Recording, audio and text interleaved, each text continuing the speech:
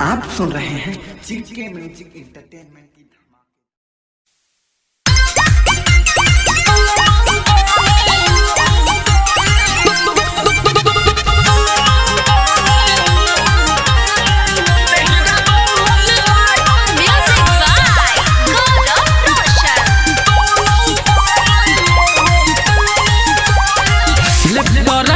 चलेलू जब कदे देख के लइकन के नियत बिगड़े लेफ्ट राइट चलेलू जब कदे देख के लइकन के नियत बिगड़े जब जब छू के देखी तो सुकून लगता जब जब छू के देखी तो सुकून लगता तोहर दोनों बयलो देहरादून लागता तोहर दोनों बयलो देहरादून लागता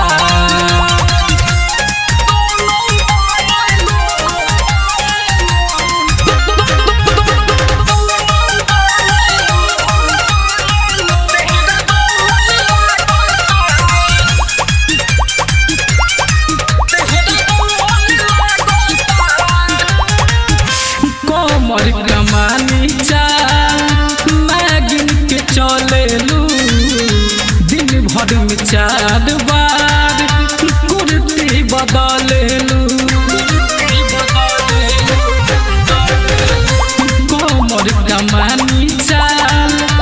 नागिन के चलेलू दिन भर में 4 बार कुर्ती बदलेलू मत्ती मारे वाला तो हमें गुन लगता मत्ती मारे वाला तो हमें गुन लगता तोहर दोनों बयलो देहरादून लगता तोहर दोनों बयलो देहरादून लगता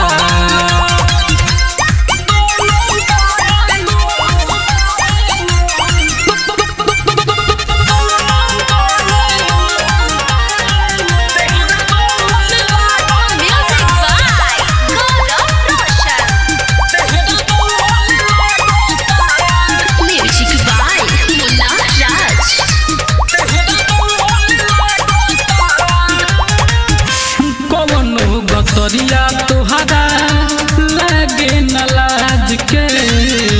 पागल बनैलू कवि मासूम नाराज के कवनो गतरिया तोहरा लागे न लाज के पागल बनैलू कवि मासूम नाराज के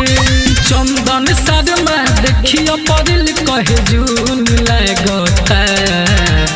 चंदन शर्मा देखियो परिल कहे जून लगता तोहर दोनों बयलो देहरादून लगता तोहर दोनों बयलो देहरादून लगता जब जब छू के देखी तो सुकून लगता जब जब छू के देखी तो सुकून लगता तोहर दोनों बयलो देहरादून लगता तोहर दोनों बयलो देहरादून लगता